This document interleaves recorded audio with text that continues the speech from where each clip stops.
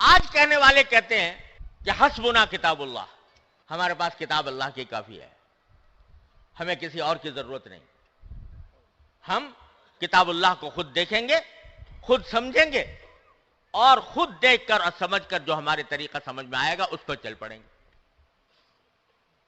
یہ جو دعویٰ کیا جا رہا ہے یہ در حقیقت خود قرآن کریم کو نہ سمجھنے کا نتیجہ ہے۔ پہلی سورت میں سورہ فاتحہ میں اللہ تبارک و تعالی نے واضح طور پر بیان فرما دیا کہ صراط مستقیم وہ نہیں ہے جو تم اپنے دماغ سے، اپنی سمجھ سے، اپنی سوچ سے قرآن کو دیکھ کر سمجھو۔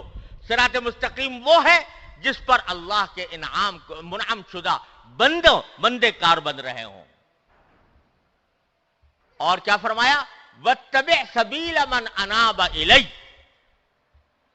ان لوگوں کا راستہ اپناؤ، ان لوگوں کے پیچھے چلو جو مجھ سے رجوع کرنے والے ہیں۔ سبیل من اناب الی، وہاں پر بھی کتاب کا حوالہ نہیں دیا، وہاں پر بھی حوالہ دیا رجال کا حوالہ دیا، رجال اللہ کا حوالہ دیا۔ تو اس کا یہی وجہ ہے کہ حضرت نبی کریم سرور دو عالم صلی اللہ علیہ وسلم کے وقت سے لے کر آج تک دین کی صحیح تعبیر و تشریح جو متوارث چلی آئی ہے اس کا راستہ یہی تھا کہ صحابہ کرام نے حضور اقدس صلی اللہ علیہ وسلم کی صحبت حاصل کی اور اس کے نتیجے میں صحابی بن گئے۔ صحابی کے معنی کیا؟ صحابی کے معنی صحبت اٹھانے والا رسول اللہ صلی اللہ علیہ وسلم۔ اور حضرت شاہ اسماعیل شہید رحمۃ اللہ علیہ نے ایک بڑی پیاری بات فرمائی ہے۔ فرماتے ہیں کہ آج کل لوگوں میں دستور ہے کہ جب کسی بڑے کا تذکرہ کرتے ہیں، عالم کا تذکرہ کرتے ہیں تو بڑے لمبے چوڑے القاب لگائے جاتے ہیں اس کے ساتھ، کسی کے ساتھ صحیح کسی کے ساتھ غلط، جیسے میرے ساتھ غلط القاب لگا دیے گئے۔ لیکن کسی کو امام کہا جاتا ہے، کسی کو فقیہ کہا جاتا ہے، کسی کو محدث کہا جاتا ہے، کسی کو قطب دوراں کہا جاتا ہے، خدا جانے کیا کیا القاب و آداب لوگوں نے بنا رکھے ہیں۔ لیکن آپ نے دیکھا ہوگا کہ حضرات صحابہ کرام رضی اللہ تعالیٰ عنہ اجمعین کو جب ذکر ہوتا ہے تو وہاں کوئی لقب نہیں لگاتا، کوئی امام ابو بکر نہیں کہتا، کوئی فخر المحدثین عمر بن خطاب نہیں کہتا، کوئی شیخ الاسلام عثمان بن عفان نہیں کہتا، وہاں کوئی لقب نہیں لگاتا۔ کیوں نہیں لگاتے؟ بھئی بعد کے آنے والے جو ہیں ان کے ساتھ تو لمبے چوڑے لقب لگا رہے ہیں، اور جو صحابی وہ ہیں کہ وہ صحابہ کرام کے مرتبے کو کوئی بڑے سے بڑا ولی نہیں پہنچ سکتا۔ حضرت عبداللہ بن مبارک رحمۃ اللہ علیہ سے پوچھا گیا کہ حضرت معاویہ افضل تھے یا عمر بن عبدالعزیز افضل تھے؟ تو جواب میں فرمایا کہ تراب فی انف معاویہ خیر من الف عمر بن عبدالعزیز، معاویہ کی ناک میں جو مٹی حضور اقدس صلی اللہ علیہ وسلم کی صحبت میں گئی تھی وہ 1000 عمر بن عبدالعزیز سے افضل ہے۔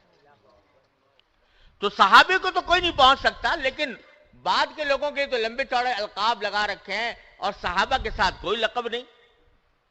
کیا وجہ ہے؟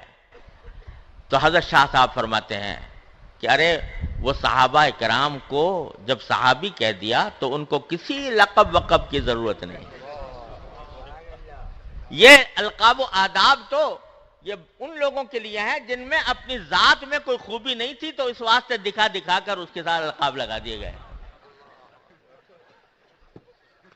اور وہ جو فارسی میں مصرع مشہور ہے کہ حاجت مشاطنیس روئے دل آرام را، جس کا چہرہ خوبصورت ہو اس کو سنگار پٹار کی ضرورت نہیں ہوتی، اس کو زیب و زینت کی ضرورت نہیں ہوتی، وہ بغیر سنگار کے بھی خوبصورت ہے۔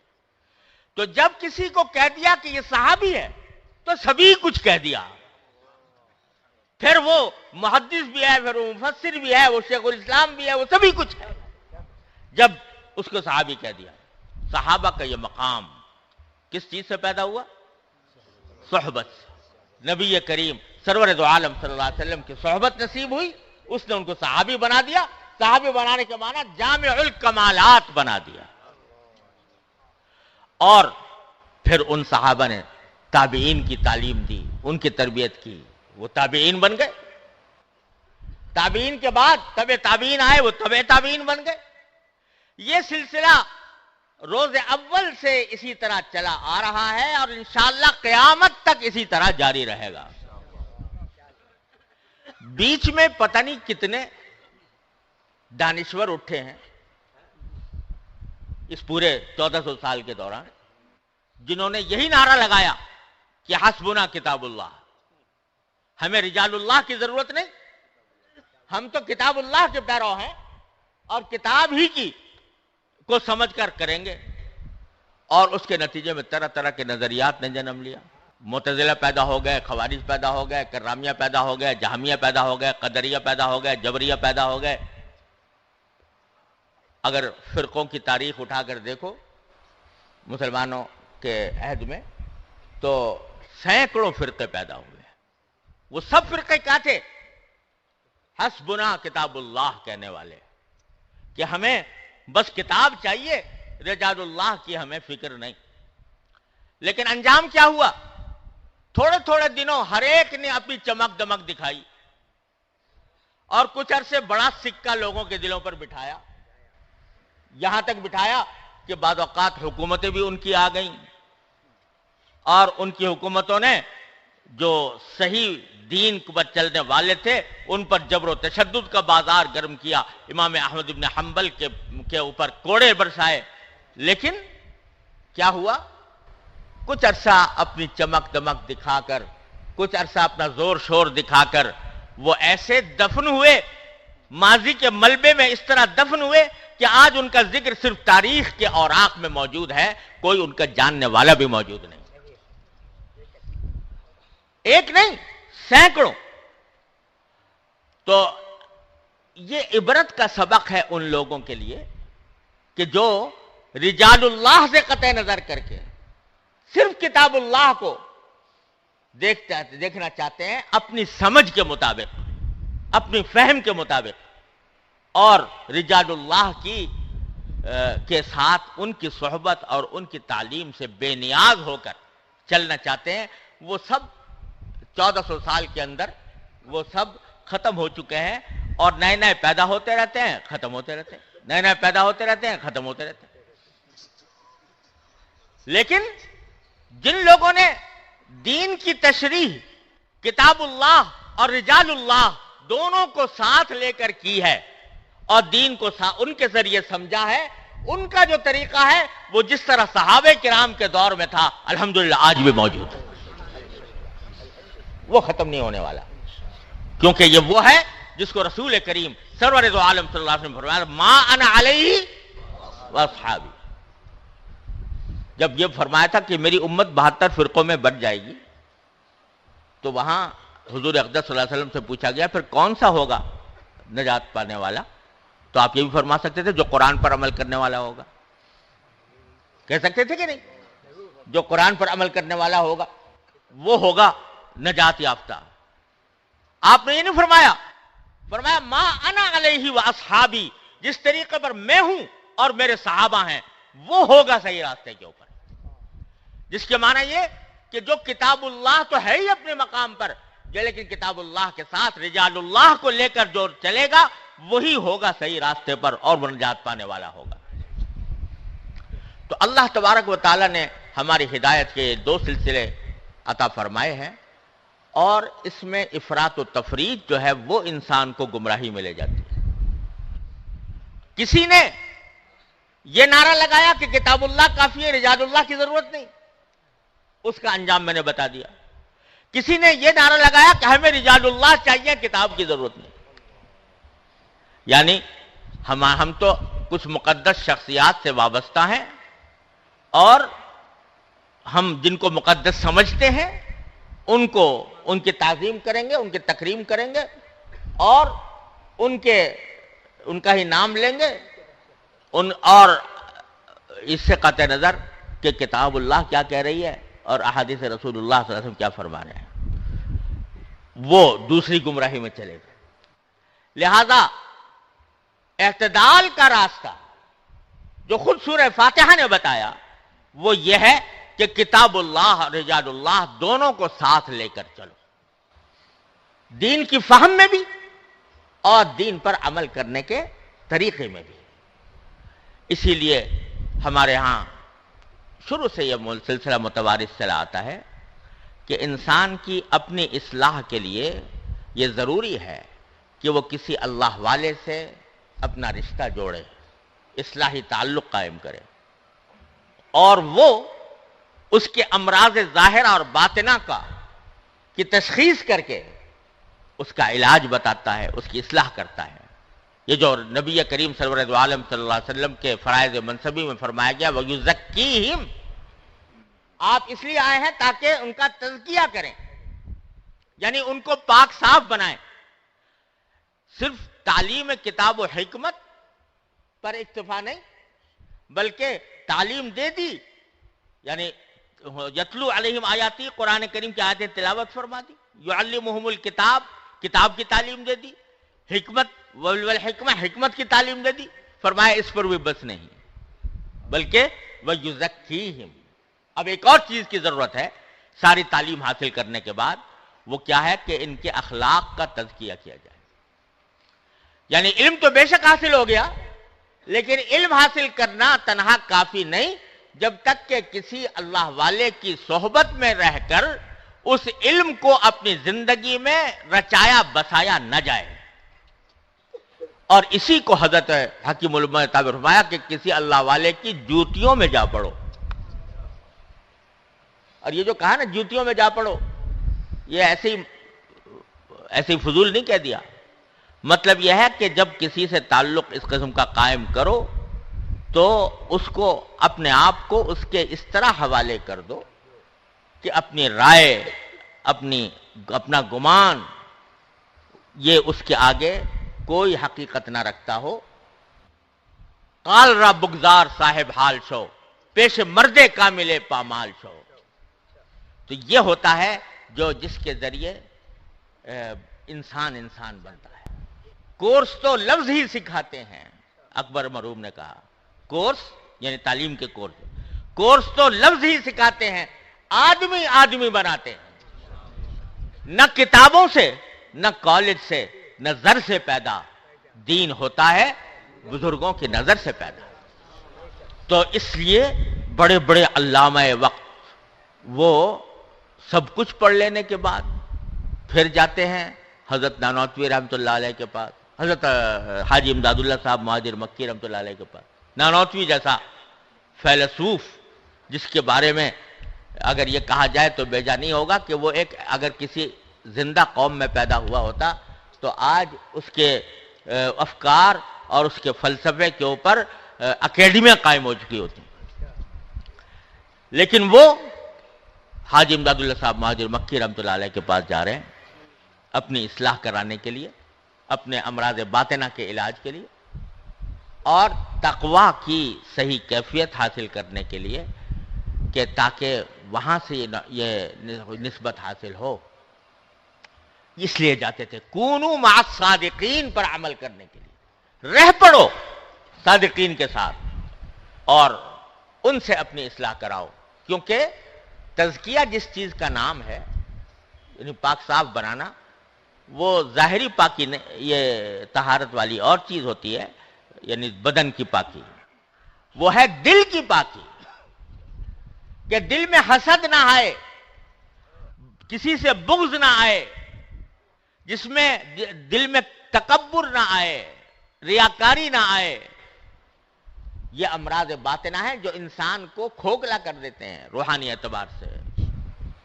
اس کے لیے بعض اوقات تھوڑے پاپڑ بیلنے پڑتے ہیں، اور حضرات صحابہ کرام رضی اللہ تعالیٰ عنہ اجمعین نے جو مکی زندگی گزاری، اس مکی زندگی میں کیا تھا؟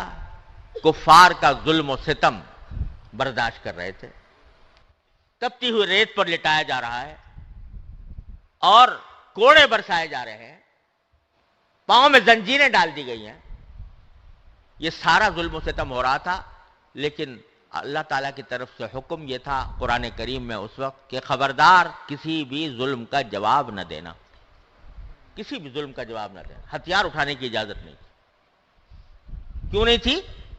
ارے بھائی کم از کم اتنا تو کر سکتے تھے کہ اگر وہ 10 مرتبہ مار رہے ہیں تو یہ 2 مرتبہ مار دیتے ان کو. کسی اپنے مخالف کو، اپنے دشمن کو کے اوپر کچھ ہاتھ اٹھا سکتے تھے، اپنی استطاعت کی حد تک اپنا بچاؤ کر سکتے تھے، لیکن حکم ہے کہ نہیں، مار کھاتے جاؤ اور پٹتے جاؤ، ہاتھ نہ مت اٹھانا. یہ پورا 13 سال کا عرصہ جو مکہ مکرمہ میں گزرا، اس میں کوئی ہاتھ اٹھانے کی، ہتھیار اٹھانے کی اجازت نہیں تھی. حضرات علماء کرام نے فرمایا کہ اس کی حکمت یہ تھی کہ اس دار زمانے میں ان کو ایک زبردست مجاہدے سے گزارا جا رہا تھا. اس مجاہدے کے اندر اپنے نفس کا جو بت ہے وہ توڑا جا رہا تھا. اس میں تکبر ختم ہو رہا تھا، اس میں عجب ختم ہو رہا تھا، اس میں فنائیت آ رہی تھی، اس میں عبدیت آ رہی تھی، اس میں تواضع آ رہی تھی. جب 13 سال مجاہدوں کی چکی میں پسنے کے بعد اخلاق کا تزکیہ ہو گیا، اب ان کو مدینہ منورہ کی ریاست حوالے کی گئی. تو در حقیقت ہر شخص کو اپنے ان باطنی امراض کا علاج کرنے کے لیے ضرورت ہوتی ہے ایک خاص طریقے سے گزرنے کی، جس کے لیے فرمایا گیا کہ کونوا مع الصادقین، ان کے ساتھ رہو، ان کی صحبت اٹھاؤ. تو میں جیسے عرض کر رہا تھا، یہ نسخہ میرے لیے، آپ کے لیے، ہر شخص کے لیے ہے، چاہے وہ عالم ہو، جاہل ہو، تعلیم یافتہ ہو، تعلیم یافتہ نہ ہو، کیسا بھی انسان ہو.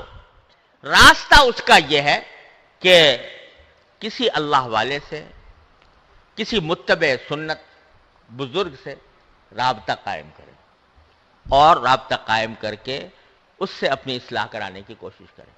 اسی سے تقویٰ حاصل ہوگا. اب یہاں ایک سوال کا اور جواب دے دوں. بعض اوقات دلوں میں یہ سوال پیدا ہوتا ہے کہ بھئی کہاں سے لائیں وہ اللہ والا؟ کہنے والا تو کہہ گیا کہ خدا بندہ یہ تیرے سادہ دل بندے کدھر جائیں کہ سلطانی بھی عیاری ہے، کہ درویشی بھی عیاری ہے، سلطانی بھی عیاری. تو جائیں کہاں، کس کے پاس جا کر اصلاح کرائیں؟ تو میرے والد ماجد حضرت مولانا مفتی محمد شفیع صاحب قدس اللہ تعالیٰ سرہ اس کے جواب میں فرمایا کرتے تھے کہ ارے بھائی، پہلی بات تو یہ ہے کہ آج لوگ یہ کہتے ہیں کہ بھئی کہاں سے لائیں. وہ اس لیے کہتے ہیں کہ خود عمل کے کس اسفل السافلین میں ہوں، لیکن اپنے لیے شیخ چاہتے ہیں جنید بغدادی اور شیخ عبد القادر جیلانی. یعنی جب شیخ کی تلاش کرنے کا وقت آتا ہے تو چاہتے ہیں کہ ہمیں شیخ عبد القادر جیلانی زندہ ہو کے آ جائے تو ہم ان سے اصلاح کرائیں گے، اور جنید بغدادی زندہ ہو کے آ جائیں تو ان سے اصلاح کرائیں گے. تو اس معیار پر تلاش کرتے ہیں جو ان بزرگوں کا معیار تھا، ان اولیاء کرام کا معیار تھا. حضرت ایسا فرماتے ہیں ارے بھائی جیسی روح ویسے فرشتے، تم جیسے ہو تو تمہاری اصلاح کے لیے الحمدللہ ہر دور میں مل جائیں گے. اور اس کی دلیل امام راضی رحمۃ اللہ علیہ نے اپنی تفسیر کبیر میں فرمائی ہے اسی آیت کے تحت، کہ جو اللہ تعالیٰ نے فرمایا کہ صادقین کے ساتھ ہو جاؤ. حضرت امام راضی رحمۃ اللہ علیہ اس کی تفسیر میں فرماتے ہیں کہ اس سے معلوم ہوتا ہے کہ صادقین قیامت تک باقی رہیں گے. کیوں؟ اس لیے کہ اللہ تعالیٰ کسی ایسی بات کا حکم نہیں دے سکتے جس پر عمل کرنا انسان کے بس سے باہر ہو. تو اگر یہ کہا جائے کہ اللہ تعالیٰ کہہ تو رہے ہیں کہ صادقین کے ساتھی بن جاؤ، لیکن صادقین اللہ میں نے ختم ہی کر دیے دنیا سے، تو پھر گویا اللہ نے ایک ایسی بات کا مکلف فرما دیا جو انسان کی طاقت سے باہر ہے، جو اللہ جل جلالہ سے ممکن نہیں. لہذا صادقین، امام راضی فرماتے ہیں یہ آیت پیشین گوئی ہے اس بات کی کہ صادقین قیامت تک باقی رہیں گے. البتہ ظاہر ہے کہ معیار کا فرق ہوتا رہتا ہے. خیر القرون قرنی ثم الذین یلونہم ثم الذین یلونہم، فرق تو ہوتا رہتا ہے. اب تم تو ہو آخر القرون کے اندر اور کہتے ہیں مجھے شیخ چاہیے خیر القرون کا، اس کے بغیر میں کسی کو مانوں گا نہیں، تو پھر وہ تو کبھی ملے گا بھی نہیں. جس قرن میں تم ہو اس قرن کے معیار کے مطابق صادقین انشاءاللہ موجود رہیں گے. ہاں تلاش کرنے کی بات، تلاش کرنے کی بات. اور اس پر پھر حضرت والد ماجد رحمۃ اللہ ایک بات فرمایا کرتے تھے کہ ارے بھائی آج ملاوٹ کا دور ہے، کوئی آٹا خالص نہیں ملتا، گھی خالص نہیں ملتا، تیل خالص نہیں ملتا، دودھ خالص نہیں ملتا، ملاوٹیں ہیں. لیکن جب کبھی خالص چیز تلاش کرنا چاہتے ہو تو خوب تلاش جستجو کر کے پتہ لگاتے ہو کہ فلاں جگہ فلاں دکان پر خالص گھی ملتا ہے اور فلاں دکان کے اوپر خالص آٹا ملتا ہے. تلاش کرنے سے مل جاتا ہے. ایسا نہیں ہوا کہ بھئی کہہ کے بیٹھ گئے ہو کہ بھئی ملاوٹ کا زمانہ ہے، آج کل تو خالص چیز ملتی نہیں، خالص آٹا نہیں ملتا، تو اب آٹا نہیں کھائیں گے، بھوس کھا لیا کریں گے. کوئی آدمی ایسا نہیں کرتا، بلکہ تلاش کرتا ہے، جستجو کرتا ہے، اللہ تبارک و تعالیٰ عطا فرما دیتے ہیں. تو فرماتے ہیں بھائی ایسے ہی شیخ بھی خالص نہیں ملتا، تو لیکن اگر تلاش کرنے والے کو مل جاتا ہے اور ضرور ملے گا، بشرطے کہ یہ تھا. میں والد ماجد تو ایک مرتبہ فرمانے لگے، ایک صاحب ان سے کہنے لگے حضرت والد صاحب رحمۃ اللہ علیہ سے کہ حضرت زمانہ ایسا آ گیا ہے کہ کوئی ملتا ہی نہیں، کہاں جا کے بیٹھے ہیں کسی کے پاس، کس کی صحبت اختیار کریں. تو حضرت والد صاحب نے فرمایا کہ تمہیں اور کوئی نہیں ملتا تو اپنے مسجد کے مؤذن کے پاس جا کر بیٹھا کرو، اس سے فائدہ ہوگا تمہیں. کیونکہ وہ 5 وقت اللہ کا کلمہ بلند کرتا ہے. اس کے پاس جا کر بیٹھو گے اس نیت سے کہ اللہ تعالیٰ میری اصلاح فرمائے، اس سے تمہیں فائدہ پہنچے. تو بھائی یہ دین صحبت سے پھیلا ہے اور اس صحبت کا اختیار کرنا انتہائی ضروری ہے اور یہ ہم سب کے لیے ضروری ہے. تو پیغام آج کے اجتماع کا یہ ہے کہ اللہ تبارک و تعالی ہمیں اہل اللہ کی صحبت سے سرفراز فرمائے، ان کے صحبت میں بیٹھنے، ان سے دین سیکھنے، ان سے دین پر عمل کرنے کا طریقہ سیکھنے کی توفیق عطا فرمائے. بس یہ اگر یہ فائدہ حاصل ہو گیا اس ماشاءاللہ اس بڑے اجتماع سے کہ ہمارے دلوں میں اس کی اہمیت پیدا ہو گئی اللہ والوں کے ساتھ تعلق قائم کرنے کی، تو انشاءاللہ یہ بڑا اجتماع بڑا کامیاب ہے. اللہ تبارک و تعالی ہم سب کو اس کی توفیق عطا فرمائے. وآخر دعوانا الحمدللہ رب